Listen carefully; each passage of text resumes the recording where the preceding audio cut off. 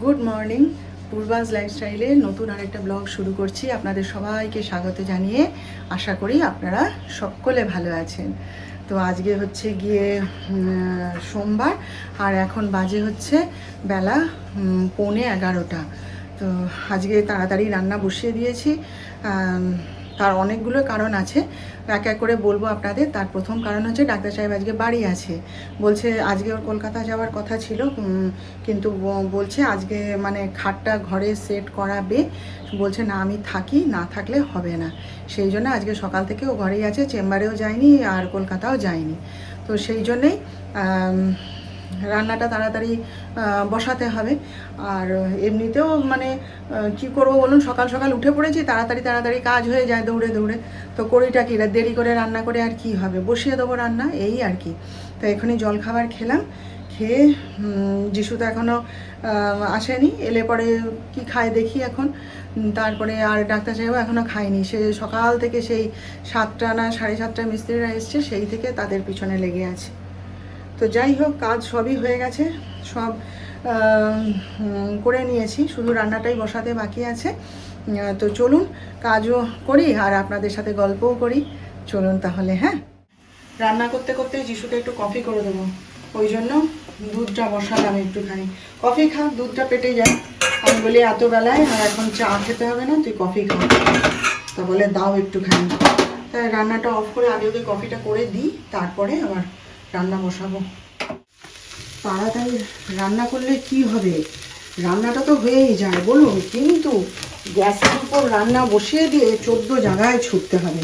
একবার এই কাজ, একবার ওই কাজ, একবার সেই কাজ।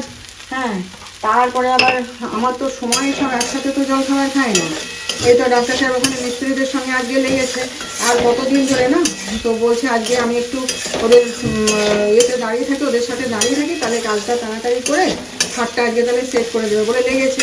তাকে ডেকে ডেকে ডেকে ডেকে তারপর সে তিনি এসে জল খাবার খেলো, আবার যিশু এসে এখন এই চা বিস্কুট খেলো। তো তারপরে এদিক ওদিক দৌড়ানো, এই বামুন এলো কিনা দেখ, এই দুধ এলো, এই কাকড়ি এলো কাজ করতে, এইসব করে না রান্না তো হয়েই যায়। কিন্তু আমি দেখছি আমি তাড়াতাড়ি রান্না বসাই আর দেরিতেই রান্না বসাই, আমার যেন মানে সে হাত লেগে যায় জানেন।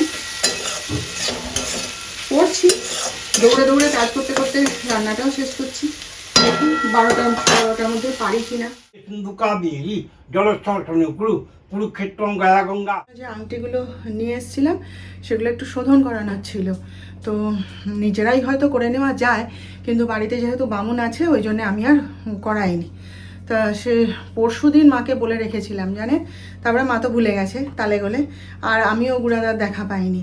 তারপরে আজকে সকাল থেকে মানে মা বেটা দুজনেই তাক করে রেখে দিয়েছি কখন গুড়াদা আসবে। ডাক্তার সাহেবও সকাল থেকে বলে যাচ্ছে, কই তুমি বামুনকে ডেকে শোধনটা করে দিলে না, ছেলের আংটিগুলো ছটপট করছে। তাই সকাল থেকে তাক করে বসেছিলাম। এখানে মিস্ত্রিরা কাজ করছে, তাদেরকে বললাম। হ্যাঁ, ওখানে কাকলি কাজ করছিল, আমি কাকলি দেখতে পেলেই গুড়াদাকে ডাকবে। তারপরে যিশু বেরিয়ে গেল আবার নার্সিংহোমে। তা যাওয়ার আগে বলে গেল, মা উপরে মামা এসছে, আমি বলে দিয়েছি নিচে আসবে। তা সেই রান্না বন্ধ করে দিয়ে ছুটে গেছিলাম, গিয়ে শোধন করে রাখলাম, ও তার ধারণ করবে। ওর বাবাও শান্ত হলো, ছটপট করে যাচ্ছে তখন থেকে। যিশুও ছটপট করছে, শোধন না করলে পড়তে পারবে না। এবারে আমার আংটিগুলো মায়ের মন্দিরে নিয়ে গিয়ে শোধন করেছিলাম। তখন কি কারণে যেন মায়ের মন্দিরের সামনে দিয়ে আসছিলাম, ওখানে গিয়ে ওদেরকে 10 টাকা দিলে ওরা মায়ের পায়ে ছুঁড়িয়ে শোধন করে দিয়েছিল। সে এখন কি আর ওই আংটি ছোঁয়ানোর জন্য অত দূর মায়ের মন্দিরে যাওয়া যায়? আর কালকে তখন নেমন্তন্ন বাড়ি গেছি, তখন কি ওসব করা যায় বলুন? সেই জন্যে আমি আমাদের বুড়া বামুনকে ডেকে একটু শোধনটা করিয়ে নিলাম, বুঝলেন? এই হচ্ছে ব্যাপার। আপনাদের তাহলে বলি, আজ থেকে জীবনের আর একটা নতুন অধ্যায় শুরু করতে যাচ্ছি। নতুন অধ্যায় বলাটা ভুল হলো, নতুন অধ্যায় নয়, মানে আবার নতুনভাবে শুরু করতে যাচ্ছি। আমি হচ্ছে আজ থেকে জিমে যাচ্ছি আবার। মাঝখানে ওই যে পায়ে লাগলো না, অ্যাক্সিডেন্টটা হলো, তারপরে তো 1 বছর অপেক্ষা করলাম পাটা নিয়ে। ডাক্তার সাহেব তো কিছুতেই রাজি হচ্ছিলেন না। তারপরে নিজেও ভয় লাগতো, আপনাদের বলতাম না, পায়ে যদি একটুখানি লাগে আমার পায়ে ডং করে ওঠে একবারে। তো 1 বছর তো অপেক্ষা করলাম, ঘরেও ব্যায়াম ট্যায়াম কিচ্ছু করিনি, কারণ করতে গেলেই পায়েটায় ব্যথা হতো। তারপরে এই গত পরশু দিন ডাক্তার সাহেবকে বলি, দেখো আমার না আবার এরকম ফ্যাট এসে গেছে শরীরে, আর ভুঁড়িটাও বেড়ে গেছে আবার, দিব্যি বেশ স্লিম ট্রিম সুন্দর হয়ে গেছিলাম, যাব আবার, আর ফ্যাট এসে গেলে বা ভুঁড়ি হয়ে গেলে সুগারটাও তো বেড়ে যাবে না, সেটাও একটা ভয় থাকে। তো বলতেই না সঙ্গে সঙ্গেই রাজি হয়ে গেল, বলে হ্যাঁ তুমি যাও। যিশুও রাজি, বলে মা চলো আমি আমার কাজের সময়ের ফাঁকে তোমাকে দিয়ে আসবো, আর যেদিন আমি যেতে পারবো না তুমি টোটো করে চলে যাবে। দিয়ে তারপরে ওই জিমের যে মালিক আর কি পৃথ্বীশবাবু, তার সঙ্গে কথা বললো যে পৃথ্বী সেরকম তোমার বৌদিকে আবার পাঠাচ্ছি, তুমি দেখবে যন্ত্রপাতিগুলো একটু ভালো করে লক্ষ্য নজর রাখবে, ব্যায়াম করবে, তুমি একটু দেখে শুনে রাখবে যেন আবার ওরকম পায়ে হাতে কোথাও আঘাত না লাগে। বলে হ্যাঁ স্যার হ্যাঁ স্যার। দিয়ে তারপরে মানে আজকে রবিবারে যাওয়ার কথা ছিল, বলেছিল রবিবার দিন যাবে, তা কালকে তো নেমন্তন্ন বাড়ি গেল, আর রবিবার দিন জিমে কেউ যায়টাও না, আমি বলি তাহলে একবারে সোমবার থেকে শুরু করব, সেই জন্যে আজকে যাব। কালকে আমার যারা জিমের যারা বন্ধু তার ফোন করেছিলাম, তারা তো একবারে উৎসাহে লাফাচ্ছে একদম। হ্যাঁ শিপ্রা বলে একজন আছে, তাকে বলেছিলাম, সে তো একবারে পূর্বাদি তুমি চলে এসো, আমি সবাইকে জানাচ্ছি, আমরা তো আছি, তোমার ভয় নেই, আরও নতুন নতুন এসছে, আমরা সবাই আছি, সে একবারে উচ্ছ্বসিত। আমি বলি চল তাহলে কাল থেকে শুরু করি নতুন করে আবার। বলে হ্যাঁ হ্যাঁ তুমি চলে এসো না, দারুণ মজা হবে, সবাই মিলে হইচই করবো, এখন নাকি আবার নতুন ট্রেনার রেখেছে, তখন যেমন ট্রেনার ছিল না। বলে তুমি চলে এসো, আমি দেখ আমার ভুঁড়িটা কমাতে হবে। বলে ও ঠিক আছে, তোমায় বলতে হবে না, আমরা বলে দেবো তোমার কি কি অসুবিধা। ডাক্তার সাহেব শুনছেন, কালকে স্পিকারে রেখেছিলাম তো। বলে বাপ রে, যাও যাও যাও শিগগিরই যাও। তা সেই আজকে থেকে ভাবছি শুরু করব, একটা মাস করে দেখি। ডাক্তার সাহেব বলে যেই রোগা হয়ে যাবে আবার ছেড়ে দেবে, কিন্তু হ্যাঁ বেশি রোগা হয়েও না। আমি আচ্ছা ঠিক আছে। তো সেই শুরু করবো এবার। জিমে তাড়াতাড়ি যেতে হলে আমাকে তো এদিকেও তাড়াতাড়ি কাজটা করে নিতে হবে না, তাড়াতাড়ি 1টা-1:30টার মধ্যে খেতে হবে, না হলে 4টের সময় তো জিম অ্যাটেন্ড করতে পারবো না। ওই জন্যই আরও বেশি তাড়াহুড়ো করছি, বুঝলেন তো। তো হয়ে গেছে রান্না, আর একটু মাছটা করব, আর দেখি একটা তরকারি। তো ডাক্তার সাহেব বলছে আমাদের রান্না যদি তোমার নাও হয় তুমি 1টা-1:30টার মধ্যে খেয়ে নেবে, নিয়ে রান্না করবে, আমরা আমাদের যখন ইচ্ছা খেয়ে নেবো। ঠিক আছে তাই হবে। এখন বাজে হচ্ছে 7:30। ফিরেছি অনেকক্ষণ বাড়িতে। আজকে জিমে গেছিলাম, আপনাদের তো বললামই সকালবেলায়, যিশু গিয়ে দিয়ে এসেছিলো। দরজাটা বন্ধ করে কথা বলছি, কেন কি আমার ঘরে কাজ হচ্ছে, খাটটা আজকে সেট করছে আর কি। তো যাই হোক, যখন মানে খাটটা ঢুকাচ্ছে আমি দেখে গেছিলাম, তো এসে দেখছি সেট হয়ে গেছে, ওরা মানে ফিটফাট করছে আর কি। তো যাই হোক, আজকে যিশু গিয়ে জিমে দিয়ে এসেছিল, সবাই তো জানতো আমি আজকে আসছি। কালকে ওই যে ফোন করেছিলাম আমার এক বান্ধবীকে, ব্যাস সে চারিদিকে রটিয়ে দিয়েছে যে আসছে। আজকে যেতেই একদম হই হই হুল্লোড়, একদম খুব মজা হয়েছে, হাসি মজা করেছে। ওরা নতুন ট্রেনার রেখেছে, ছেলেটি বাচ্চা ছেলে একটা, সে ওই আমার যিশুরই বয়সী হবে। তো সে শেখাচ্ছে, আমাকে জিজ্ঞেস করলো, ওরা গিয়ে বলে দিল যে এরকম নতুন এসছে, বলে আপনি কি দিদি নতুন? আমি বলি না ভাই, নতুন মানে কি 1 বছর বাদে নতুন। তা কি সমস্যা বললাম, তো এক্সারসাইজ দেখিয়ে দিল, তো করলাম, ভালোই লাগলো। সবার সাথে হাসি মজা করতে করতে অনেক দিন বাদে আবার সেই নিজের পুরনো জগৎটা মানে ফিরে পেলাম, তো খুব ভালো লাগলো, খুব ভালো লাগলো। তো এখন মানে কি হয়েছে বলো তো, আর ওখানে সবাই মানে আমার থেকেও বেশি সাবধানী সবাই।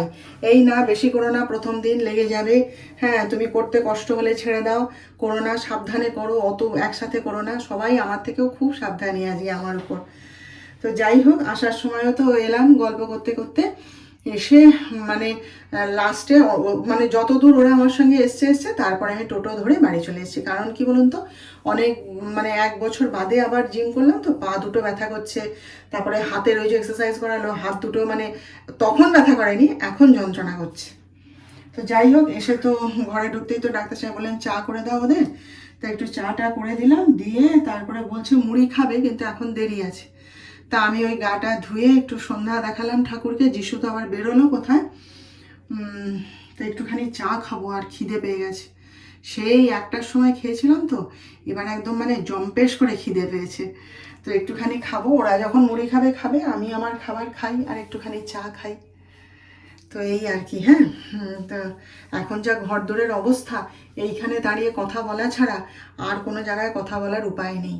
ওরা আজকে রাত পর্যন্ত মানে থেকে ফিটিংস করে দিয়ে যাবে একদম আর কি।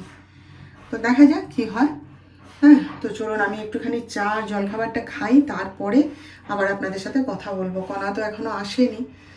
তো এই যে রান্নাঘরে দাঁড়িয়ে আছি না, এই এক কোনায় দাঁড়িয়ে আপনাদের সাথে কথা বলছি। রান্নাঘরের মধ্যে সব গামলা টামলা সব ঢুকিয়ে দিয়ে একদম পুরো গ্যাঞ্জাম করে দিয়েছে। উপায় নেই, কাজ হচ্ছে তো, কি করবে বলুন। তো চলুন, হ্যাঁ একটু চা বানাই, পরে কথা বলবো। এখন বাজে হচ্ছে 10:30। এই মাত্র মিস্ত্রিরা গেল। খাট তো মোটামুটি রেডি হয়েছে, এবার গদিগুলোর ব্যবস্থা করতে হবে। ডাক্তার সাহেব তো সমানে মিস্ত্রিদের সঙ্গে লেগে থেকে কাজটা করানো। দিয়ে মিস্ত্রিরা এই গেল, এখন আবার গুছানোর পালা।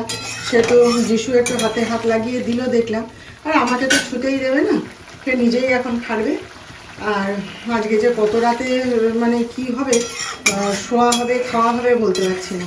তো যাই হোক, কণা তখন এসেছিল, ওই হুলস্থুলো অবস্থার মধ্যে কণাকে দিয়ে তো আর কিছু করাতে পারিনি। আমি বলে একটু রুটিগুলো আর আলু ভাজা করে দিয়ে চলে যাও, বাকি আমি দেখে নেব। তো এই যে যিশু রুটি আলু ভাজা খেলো, আর ডাক্তার সাহেবের জন্য এই যে আমি এখন নিজে, সে তো আমাকে তো ঘর থেকে বেরোতেই দিচ্ছিল না, যে ঘরে বসেছিলাম। ওখানে থাকো ওখানে থাকো, এখানে ধুলোবালির মধ্যে এসো না, আমার আবার ডাস্ট অ্যালার্জি আছে তো।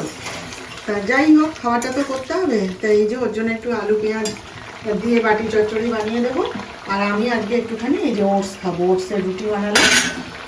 ওই একটুখানি আমার সেই টমেটো আদা রসুন পেঁয়াজের যে পেস্টটা ফ্রিজে থাকে, সেটা একটু ওর মধ্যে দিয়ে দিয়েছি। ব্যাস এই দিয়ে এখন কোনো রকম চালিয়ে দেবো। আজকে আর রুটি খেতে ইচ্ছে করছে না প্রথমত, আর দ্বিতীয়ত হচ্ছে কী দিয়ে খাবো এখন, আমার নিজের জন্য বানানো না জায়গা নেই। যাই হোক, আজকের দিনটা এভাবেই কাটলো। আপনাদের সঙ্গে তো সব কিছু শেয়ার করলাম। কেমন লাগলো আজকের ভিডিওটা জানাবেন। ভালো লাগলে একটা লাইক শেয়ার ও সাবস্ক্রাইব প্লিজ করে দেবেন। আমাদের আবার দেখা হবে নতুন ব্লগে নতুন বিষয় নিয়ে। ততক্ষণ আপনারা সবাই ভালো থাকবেন।